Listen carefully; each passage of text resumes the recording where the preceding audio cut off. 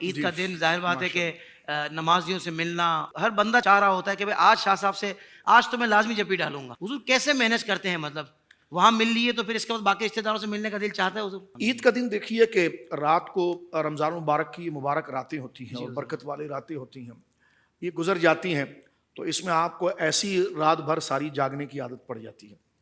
تو آپ تو فجر کی نماز پڑھاتے ہیں اور پڑھنے والے شریک ہوتے ہیں. تو سب سے پہلے تو آپ کو عید کی نماز میں، یعنی میں اکثر اپنے دوست علماء سے کہتا ہوں بھائی دماغ حاضر رکھنا، تکبیرات بہت ہیں. کیونکہ وہ ساری قوم جو 1000-2000 بندہ آئے گا وہ تمام آپ کے کندھے پر اپنے گویا کے اعتماد کو رکھ دے گا، اور ایک بھی چیز اگر آپ سے غلط ہوئی تقاضا بشری سے تو پورے عید کے دن آپ ہی گویا کہ ڈسکس کا موضوع بن جائیں گے. کیونکہ لوگوں کو مزہ، ارے بھائی امام صاحب تکبیر بھول گئے تھے جناب، وہ جناب جو تکبیر چھوڑے وہ رکوع میں چلے گئے تھے. تو ہر محفل میں پھر آپ ہی جو ہے وہ نوشتہ دیوار بنے ہوئے ہوں گے. تو ایک تو اس وقت یہ ہوگا، نیند کا خمار بھی ہوتا ہے، تو اس میں ایک تو تقریر بڑی احتیاط کے ساتھ کرنا، پھر اس کے بعد نماز عید پڑھانا. استاذوں کی برکت سے، اللہ کے فضل سے کبھی ایسی خطا نہیں ہوئی، لیکن یہ ازرائے تفنن ہم بات کر رہے ہیں، کیونکہ ظاہر سی بات ہے مقتدی بھی محبت کرنے والے ہوتے ہیں، بھائیوں کی طرح ہوتے ہیں سب.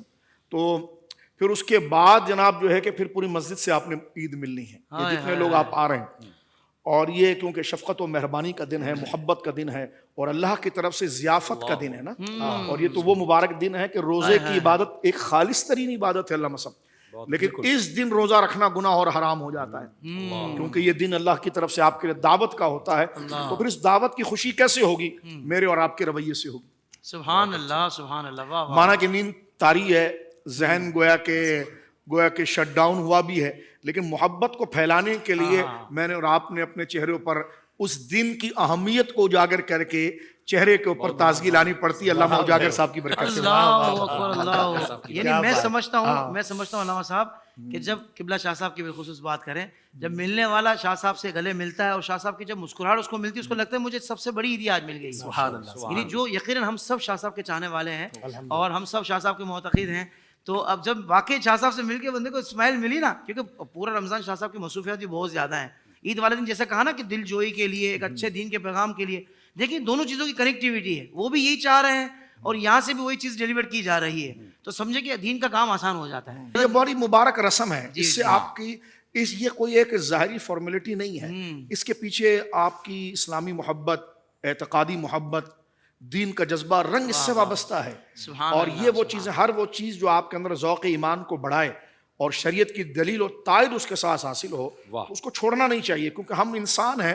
اور اب علامہ اجاگر صاحب دیکھیں اشعار لکھتے ہیں اسی احساس کو برانگیختہ اور تیار کرنے کے لیے. تو یہ عادات جو ہیں ہمارے احساس کو ہمیشہ برانگیختہ رکھتے ہیں، اور ان احساس کے ذریعے ہمارے گھروں میں ملنے جلنے والوں میں وہ رشتوں کی محبت، وہ علماء کی محبت، وہ مسجد کی محبت وہ باقی رہتی ہے. واہ واہ سبحان اللہ.